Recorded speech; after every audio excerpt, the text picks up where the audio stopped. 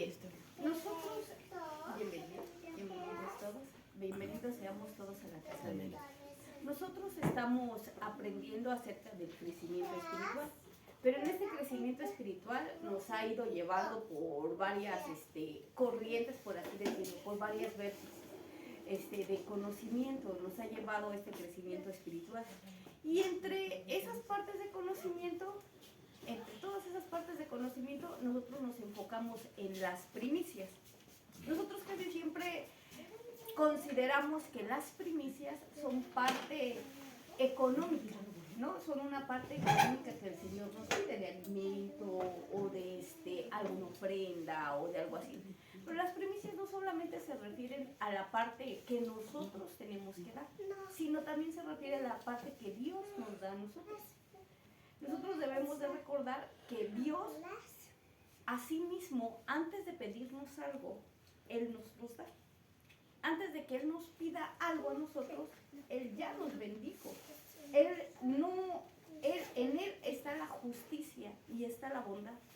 Él nunca nos va a pedir algo si Él no nos bendijo antes.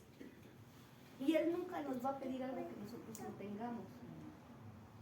Entonces, nosotros debemos de saber que si Dios nos pide una primicia es porque Él ya nos bendijo con esa primicia, porque ya nos dio una bendición. Entonces Él no es como que Él vaya y nos robe lo que es de nosotros para Él enriquecerse, sino sorprendentemente Él, de las bendiciones que nos da, nos pide que nosotros abramos una puerta para que Él continúe bendiciéndonos dentro de esas bendiciones. Ese es el principio de las primicias. Pero lo fabuloso de esto es que Dios en sí mismo se pone a Él como una primicia. Él nos enseña que Él es el primogénito, que Jesús es el primogénito de toda creación.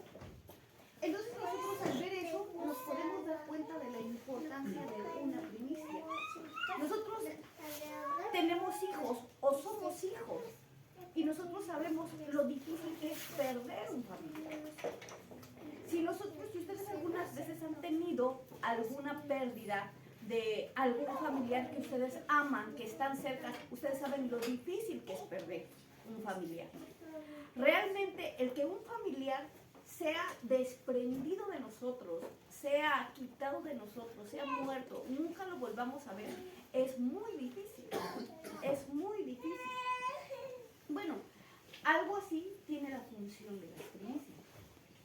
Las primicias, al momento de que Dios dio a su Hijo unigénito, lo dio por amor de nosotros, pero lo dio hasta la muerte.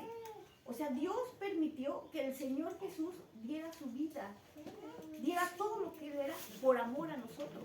Y eso le habla de la grandeza de lo que es la primicia. La palabra de Dios, todos pensamos que Dios es Dios y que Él está en el cielo y que no hay ningún problema. Pero cuando nosotros estudiamos acerca de la muerte de nuestro Señor Jesús, hay un libro que se llama Evidencia que exige un veredicto.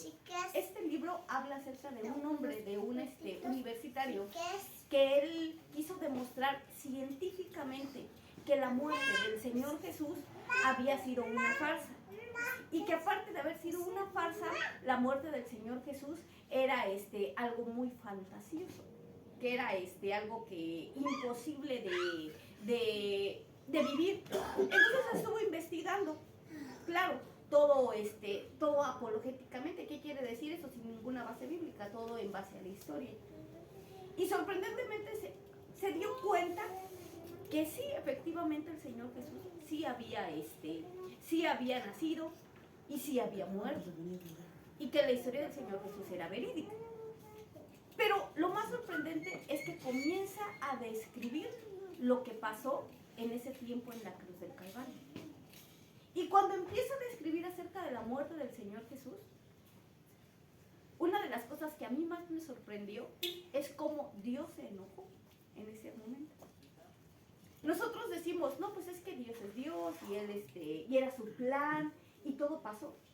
El Señor Jesús dice que fue tan atravesado, dice que fue tan golpeado con los látigos por los romanos en ese tiempo, que el látigo literalmente eran como uñas, pegaba y rasgaba. Dice que sus espaldas se podían ver los pulmones en ese libro. Y dice que literalmente su piel eran tirones, como cuando algo pasa así por una trituradora que se deshace, que su piel se iba deshaciendo. Incluso también habla acerca de que cuando el emperador romano les dijo, pero es que yo les dije que lo lastimaran. O sea, ¿pero qué le hicieron? O sea, sí que se asustó terrible de cómo lo vio. Porque mucha gente moría con los latigazos. Pero el Señor Jesús, el destino estaba en que Él llegara a la cruz del Calvario. Sorprendentemente, cuando empieza a describir todo lo que el Señor Jesús había pasado en la cruz del Calvario, es más terrible de lo que nosotros nos imaginamos.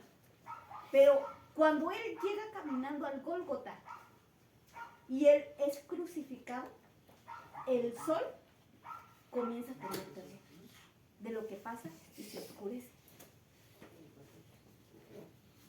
La tierra comienza a temblar de lo que pasó, a tal manera de que la gente piensa que es el fin del mundo. Y uno no se imagina estar en ese momento, en esa situación, viendo que aún los elementos comunes como la tierra, como el viento, como las estrellas, sabían que efectivamente era Jesús, el Hijo de Dios, que era el Hijo de Dios, el Creador. Y nosotros nos damos cuenta de la importancia de la primicia. Dios dio a su Hijo con un dolor inmenso. Lo dio por nosotros. Lo dio por amor. Él era su primogénito, el que con Él estaba, el que había creado todo. ¿Y qué es lo que nos dice con eso? Es lo que Él espera de nosotros. Cuando nosotros nos damos a Él como primicias. Porque no solamente es un acto físico, un acto de tu moneda. Tú trabajas y vuelves a recuperar el dinero. Pero cuando tú te das como primicia a ti mismo, te estás dando a ti. Tu presencia, tu persona, tú mismo te estás dando. Cuando tú vienes aquí a la casa de Dios, cuando tú vienes aquí a la casa de Dios, tú le estás dando la primicia de tu semana. Tú vienes aquí y te presentas a Dios y te presentas como el primer regalo de Dios de la primicia. Pero si el Señor viniera, como dice en Ezequiel, y comenzara a revisar nuestros corazones, ¿qué encontraría? ¿Realmente nos encontraría haciendo una ofrenda personal verdadera? Vuelvo a lo mismo. Una moneda, hasta robándola la recuperas. Pero tu acción personal, ¿cómo se presenta delante de Dios? ¿Cómo la percibe Dios?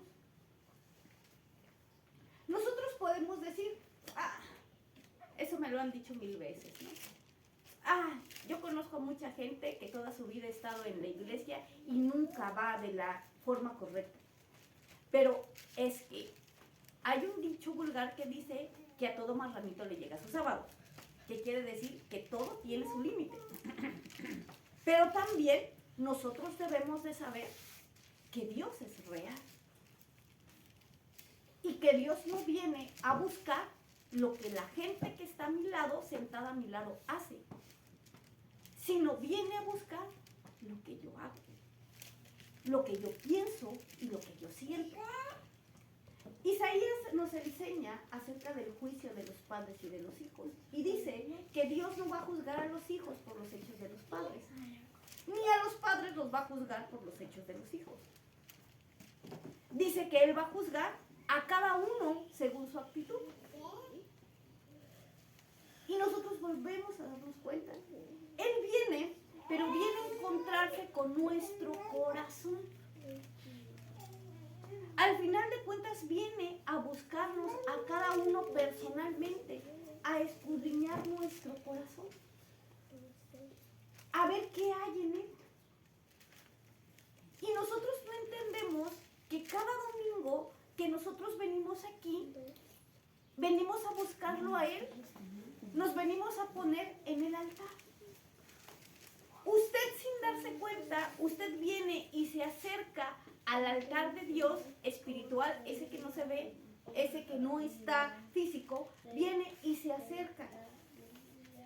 Yo siempre lo he pensado, para mí, como humano, o eres muy inteligente o eres muy tonta. Yo siempre me lo digo a mí, siempre. O eres muy tonta creyendo que puedes engañar a Dios, o eres muy inteligente al acercarte sin que haya sangre. Porque nosotros sabemos lo que pasa en un altar espiritual sin sangre. ¿Qué es lo que pasa? En un altar que no hay perdón o que no hay sangre, hay un juicio. Quiere decir que si yo me acerco a la presencia de Dios, primero, si yo quiero acercarme a la presencia de Dios, pero no huelo al Señor Jesús, pero no tengo la sangre del Señor Jesús, ni el perdón, ni la actitud, ni la misericordia, ni nada que represente al Señor Jesús, entonces yo voy a ofrecer lo que yo traigo. ¿Y qué podría traer? Orgullo, enemistad, pleito, tantas cosas. Es lo que presento. Y eso se considera un fuego extraño. Porque cuando el altar estaba ofrecida una ofrenda real, había una manifestación espiritual, descendía fuego del cielo que aceptaba la ofrenda. Era un acto de Dios que aceptaba la ofrenda. Pero la palabra de Dios nos habla de Nadab y Abiú, sacerdotes, levitas. Pero déjenme decirles que en este caso todos somos sacerdotes y levitas, ¿eh? O sea, no es que unos sí y otros no, todos. Todos nos presentamos a Dios el domingo. Todos nos acercamos a Dios el domingo. Todos venimos a su casa el domingo. Pero ¿qué huele Dios de nosotros? Esa es la pregunta. ¿Cómo nos ve? ¿Cómo nos ve? Y dejen decirle, nosotros venimos y lo primero que esperamos es cómo nos ve el pastor, cómo nos ve la congregación, cómo nos ve la gente. Y al último, si nos queda tiempo, pensamos en Dios. ¿Por qué? Porque Él es bueno y misericordioso y nos va a perdonar. Pero así funciona esto. En este estudio de las primicias nos enseña eso. Dios lo dio todo por nosotros. Todo. Lo valioso de Él. De sus tesoros más grandes, dio el más grande, que fue su Hijo. De hecho, en todas las parábolas que hablan del Padre y del Hijo, Él siempre menciona el desprecio que la humanidad tiene por su Hijo. Lo menciona. Y ese desprecio lo castiga de una manera sorprendente a los ignorantes. Yo quiero que ustedes consideren eso. A todos esos que son satánicos, que se burlan de la sangre del Señor Jesús, que se burlan del sacrificio del Señor Jesús, son castigados con hielo y fuego. La mayoría. Pregúntense ustedes, ¿qué castigo tendremos nosotros que no somos ignorantes? ¿Qué castigo podría haber para nosotros que sabemos de la sangre, que la sangre nos ha redimido, que la sangre nos ha limpiado, que la sangre nos ha ayudado? ¿Qué castigo podríamos tener nosotros como humanos, cristianos, que nos decimos ser seguidores de Cristo? Y eso ya es de preocuparse. ¿Por qué nos referimos en esto? ¿Para tener temor? ¿Para hacerlos que uno tenga, para que tengan miedo? ¿Para que ustedes se asusten?